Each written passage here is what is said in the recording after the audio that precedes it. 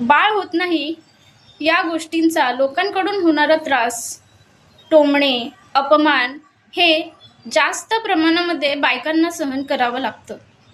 परंतु कुठंतरी कमी प्रमाणात का होईना पुरुषांना सुद्धा या गोष्टीचा त्रास सहन करावा लागतो. आमच्या लग्नाला 9 वर्ष झाली. हे घर घेण्या अगोदर आम्ही भाड्याच्या घरात राहत होतो. आमच्या शेजारी एक फॅमिली राहत होती. त्यांना 2 मुलं होती.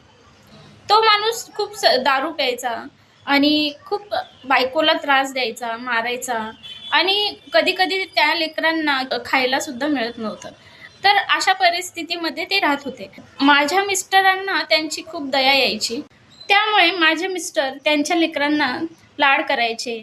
त्यांना कधी-कधी खायला आणून द्यायचे, त्यांच्यासोबत खेळायचे. एक दिवस जेव्हा माझे मिस्टर कामावरून येत होते, त्या माणसाने माझ्या नवऱ्याला घरी बोलवलं. माझ्या नवऱ्याला वाटलं त्यांचं काहीतरी काम असणार म्हणून ते घरी गेले. घरी गेल्यानंतर त्या माणसाने माझ्या नवऱ्याला स्पष्टपणे सांगितलं की तू माझ्या लेकरांचा लाड करत जाऊ नको, त्यांना खायला प्यायला देत जाऊ नको. तुझ्या लाड करण्यामुळे माझे लेकरं आजारी पडतात, त्यामुळे तू त्यांचा लाड करत जाऊ नको. याच्यातून सांगायचं हेच आहे की असं नाही आहे की फक्त बायकांनाच त्रास सहन करावा लागतो. बायकांना जास्त प्रमाणात त्रास सहन करावा लागतो. या गोष्टीचा अपमान सहन करावा लागतो, लोकांचे टोमणे सहन करावे लागतात. पण पुरुषांना सुद्धा हा त्रास सहन करावा लागतो. पुरुषांना सुद्धा लोकांकडून टोमणे भेटतात, त्यांना त्यांचा अपमान केला जातो.